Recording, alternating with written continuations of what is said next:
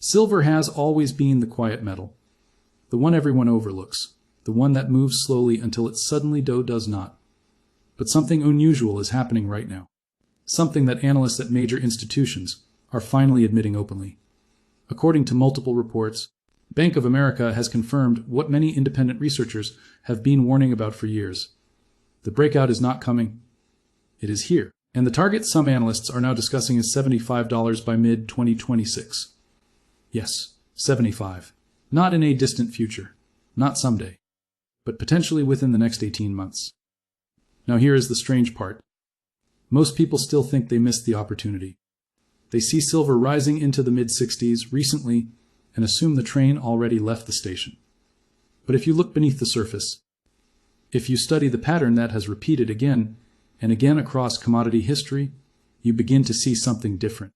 Something that suggests this move may still be in its earliest stage, because silver markets do not rise gently. They rise violently when supply shrinks, when demand explodes, when inventories collapse, and when financial institutions realize they cannot ignore the math any longer. And right now, according to market observers, all four of those forces are converging at once. Before we move forward, a quick reminder. This is not financial advice. This analysis is purely educational and based on publicly available information. Your own research, and speak with a qualified advisor if needed. Now let us talk about what is actually happening. Because what we are witnessing is not hype. It is a pattern, a repeatable structure that has shown up in the silver market over the last 5 decades. 4 stages: setup, expansion, tightening, explosion. And many analysts believe we are entering the explosion phase right now. Rewind back to the 1970s. Silver traded at around $6 per ounce. When the Hunt brothers began trading, inventories were already declining, industrial demand climbing. Within months, silver skyrocketed to nearly $50. Not because of speculation alone, but because the underlying supply chain was breaking. People woke up, buyers panicked, supply ran out, and the entire market repriced overnight. Fast forward to the early 2000s. The tech boom was accelerating. Computers, mobile phones, photography equipment, medical devices. Everything required silver. Demand soared. Mine production did not. Why? Because an estimated 70% of global silver production comes as a byproduct of copper, lead, and zinc mines.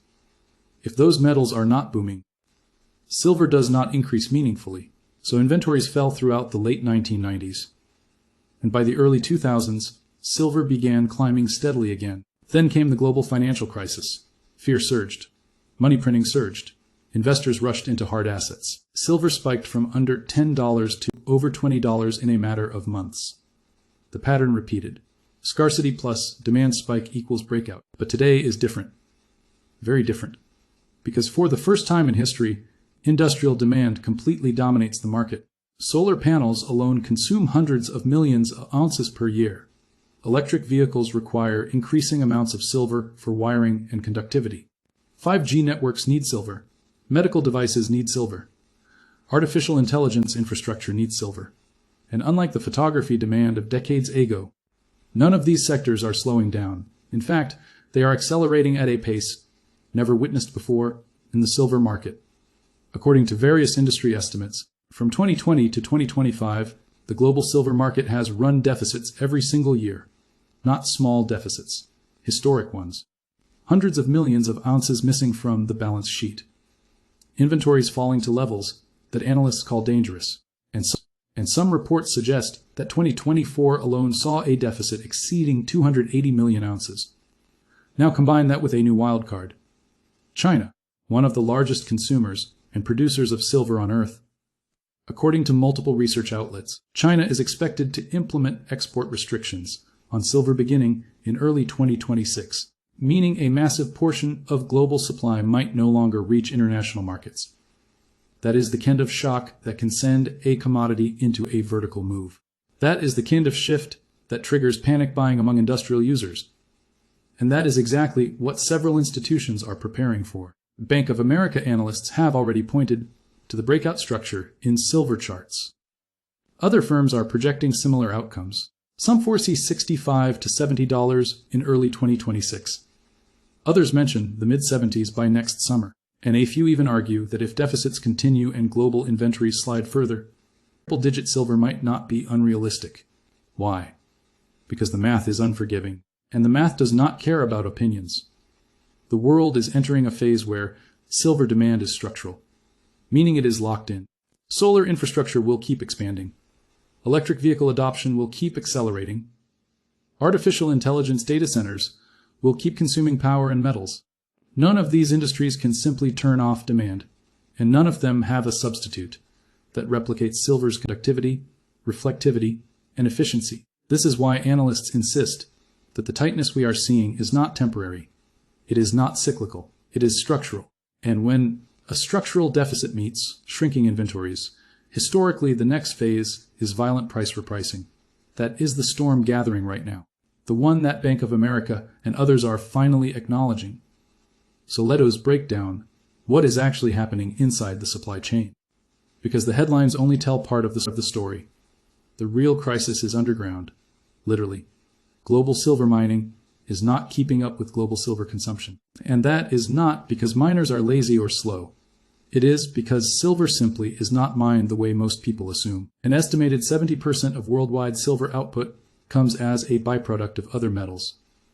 Copper mines produce some silver. Zinc mines produce some silver. Lead mines produce some silver. But if those primary metals are not booming, miners do not ramp up production, meaning silver cannot respond independently to demand spikes. So when solar demand doubles every few years, and electric vehicle production increases rapidly, and 5G networks expand globally, silver production does not surge to meet that demand. It simply cannot. And that is how multi-year deficits form. It is not mismanagement. It is the physics of mining. It takes years to develop new projects. It takes massive capital. And even then, silver is not guaranteed unless the host metal is profitable enough to justify expansion. This is why some analysts now warn that even if silver prices rise dramatically, supply may not respond quickly.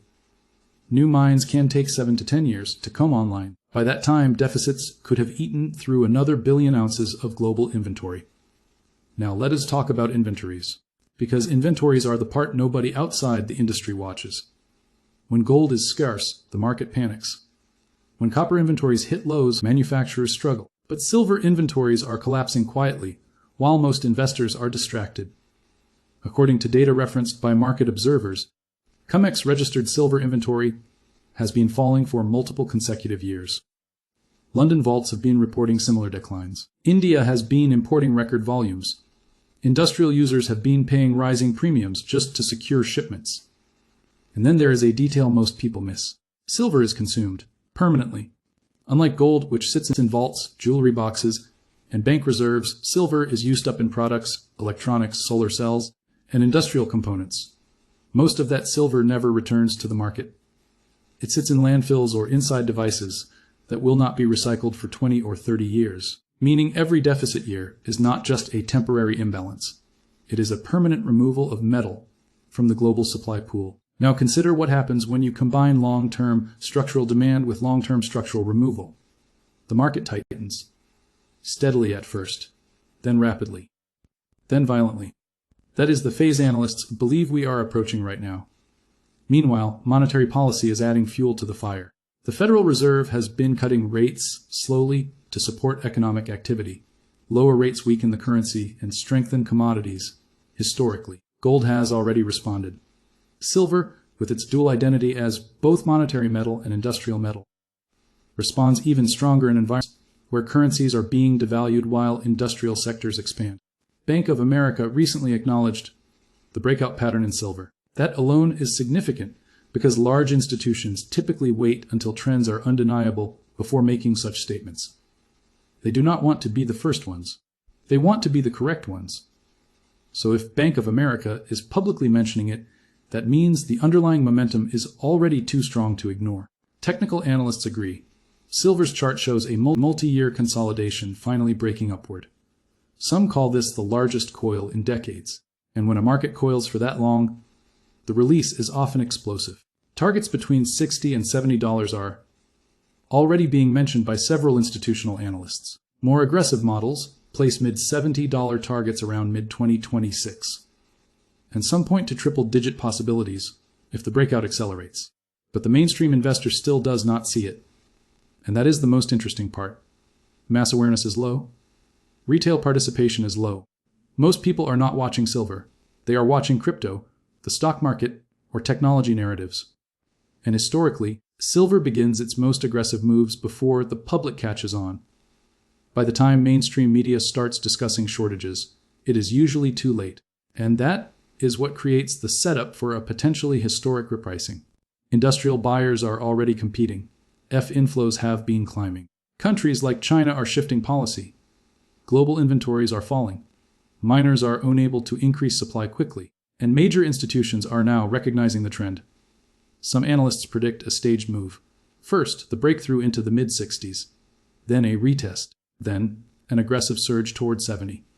If 70 breaks cleanly, charts show almost no resistance until the mid-70s, and that is exactly where the mid-2026 target of $75 fits. Keep in mind, this is not about hype. This is about the structural math of a metal the modern world cannot function without. Silver is not optional.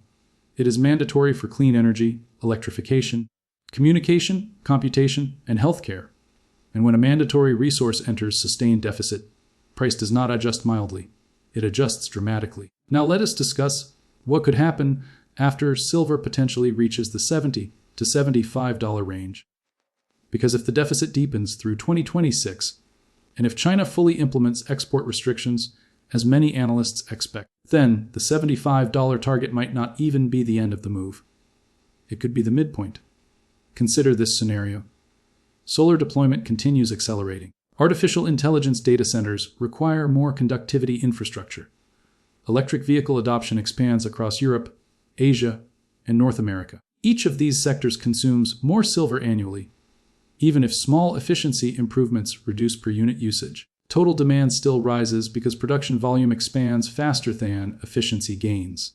This is why some forecasters project that solar alone could approach 800 million ounces of annual consumption by 2027. Meanwhile, supply remains constrained. Recycling expands slowly but cannot fill the gap. Most silver used in electronics is in tiny, dispersed quantities that cost more to extract than they are worth. Solar panels last 25 years, meaning panels installed in 2010 are only now entering recycling streams. We simply do not have the infrastructure to recover hundreds of millions of ounces annually anytime soon. So what happens when industrial demand accelerates, but supply does not? The deficit widens, inventories drain, and markets eventually lose their ability to function smoothly. In extreme cases, prices gap violently upward because buyers cannot wait. That is when industrial users start stockpiling. That is when premiums rise. That is when futures markets decouple from physical markets. And that is when price forecasts begin to break old assumptions. Some analysts from major firms such as BNP Paribas and Solomon Global have already floated end of 2026 price scenarios close to $100. Others argue that if the breakout accelerates beyond 75, momentum alone could carry prices much higher because the market is thin and easily overrun when physical metal becomes scarce. Now, to be clear, none of these outcomes are guaranteed. Markets are unpredictable. Nothing rises forever. And there will be pullbacks, corrections, sudden drops, and profit-taking events. But the trend, according to those studying multi-decade patterns, appears unmistakable. Silver has already been in deficit for several years, and 2026 is shaping up to be another year of potential shortfall. So what do people typically do with this information? Some buy physical silver for long-term security, silver coins, silver bars. Physical possession removes counterparty risk and allows investors to hold metal outside of the financial system. Others choose Fs that hold physical metal for convenience and liquidity. Some prefer mining stocks for leverage because miners profit disproportionately as silver rises.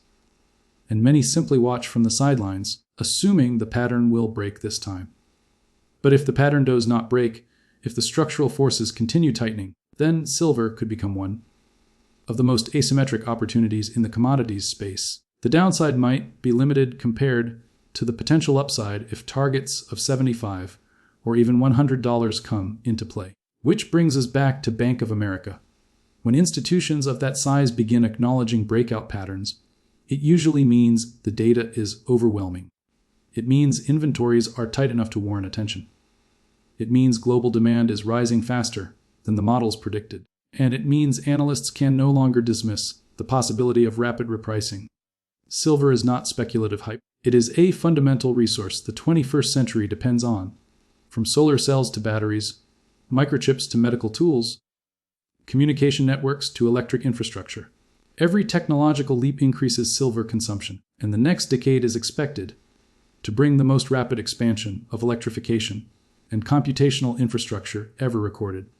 So the question becomes simple, not whether silver can reach $75 by mid-2026, but what happens when it does. If prices rise to that level and inventories continue declining, industrial users may begin securing long-term supply aggressively. That could trigger further tightening. And further tightening could trigger another leg up in prices. Meanwhile, most retail investors will only notice when headlines appear. They will not see the deficits today. They will not see the shrinking inventories today. They will not see institutional buying patterns today. They will only react when silver is already near or above 75. And by then, according to historical patterns, the majority of the move might already be underway.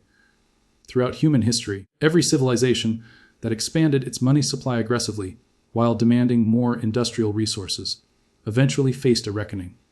Commodities tightened. Metals were priced. Silver surged.